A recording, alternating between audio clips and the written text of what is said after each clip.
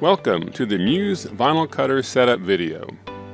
In this video, we'll show you how to set up your new MUSE vinyl cutter, how to load the blade holder, how to load vinyl, how to use the control panel, how to install the software, and how to use some of the advanced features in the MUSE M15, M24, and M60 vinyl cutters. We'll begin with a brief segment on how to assemble the floor stand for the M24 and M60. The M15 is offered as a desktop cutter and does not include a floor stand. For the M15, we offer a vinyl roller tray instead.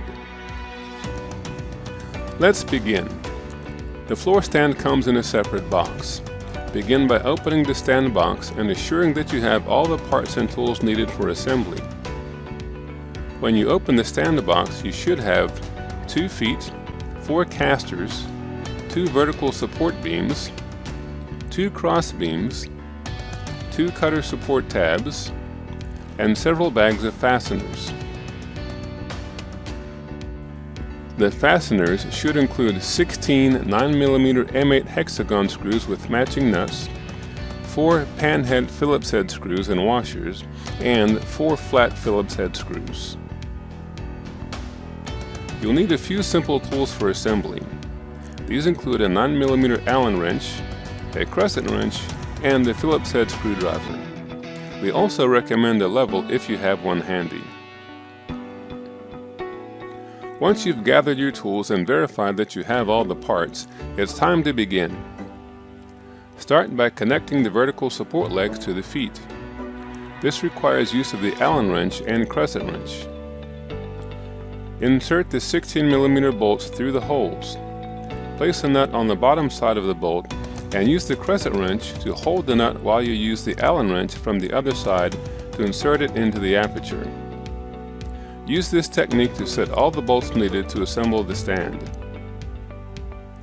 Once the feet are securely attached, turn them over and screw in the casters. At this point, it's best to screw them all the way in to make sure the feet are level. If, however, you have to set up your cutter on a slightly uneven surface, you can adjust the casters as needed to account for this.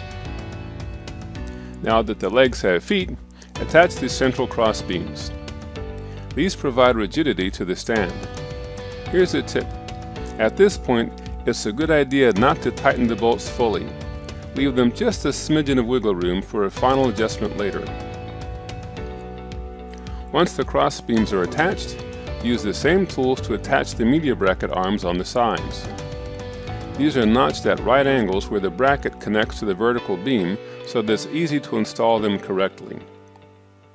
Now for the level. If you have one, use a level to make sure that the cross beams and media brackets are level. This will help ensure that vinyl is kept straight and flat as it's fed into the cutter. This aids in the proper tracking of vinyl. Place the roller bars in the slots in the media rack. The bars should be parallel to the back of the vinyl cutter.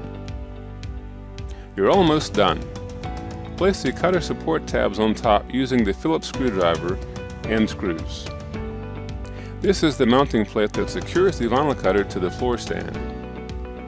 Finally, remove the cutter from its box, unwrap the plastic, and carefully place it on the stand.